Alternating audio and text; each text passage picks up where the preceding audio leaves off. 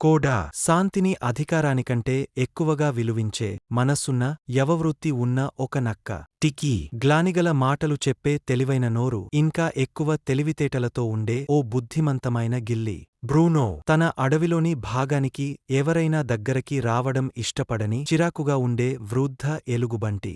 ఫ్యాంగ్డ్ బలహీనమైన జంతువులను ఇబ్బంది పెట్టే దుర్మార్గమైన కొండ సింహం. ఒకప్పుడు ఎమెరాల్డ్ అడవి మధ్య భాగంలో జంతువులు ఒక నాజుకైన ఒప్పందం కింద జీవించేవి. వాటిలో కోడా అనే యువ నక్క అడవిలో తిరిగేది వేట కొరకు కాదు, ఆడాలని, పరిశీలించాలని, సహాయపడాలని. ఒకరోజు ఓ నది దాటుతుండగా కోడా ఒక గిల్లిని ముళ్ళ పొదలో చిక్కుకుపోయినట్టు చూశాడు. సహాయం, సహాయం, ఇంత రంగులుగా ఉన్న నన్ను ఇలా చనిపోవద్దు అని గల్లి అరిచింది. కోడా నెమ్మదిగా ముళ్లను కరిచి తెంచి దాన్ని విడిపించాడు. నా పేరు టికీ అని గల్లీ తన రెక్కలను ఊపుకుంటూ చెప్పాడు. నువ్వు ఇప్పుడు ఓ మాట్లాడే మిత్రుడిని సంపాదించావు. ఆ రోజు నుండి కోడా మరియు టికీ విడివడలేని స్నేహితులైపోయారు. ఒకదానికి 4 కాళ్లు, ఇంకొకదానికి రెక్కలు, కాని ఎప్పుడూ ఒకరిని మరొకరు చూసుకునేలా ఉండేవారు. ఒక వేసవిలో అడవిలోకి ఒక ప్రమాదకరమైన జంతువు వచ్చింది. ఫ్యాంగ్. ఇది కరవులైన గోళ్లు కలిగిన ఒక భయంకరమైన కొండ సింహం. అది చిన్న జంతువులను బెదిరించేది మరియు ప్రతి ఒక్కరి నుండి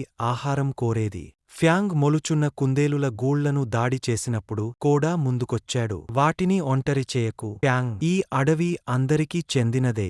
ఫ్యాంగ్ గర్జించాడు. అయితే నాతో పోరాడి చిన్నవాడా. కోడా పోరాడాలని అనుకోలేదు, కాని ఫ్యాంగ్ తన స్నేహితులను బెదిరించడాన్ని అనుమతించలేకపోయాడు.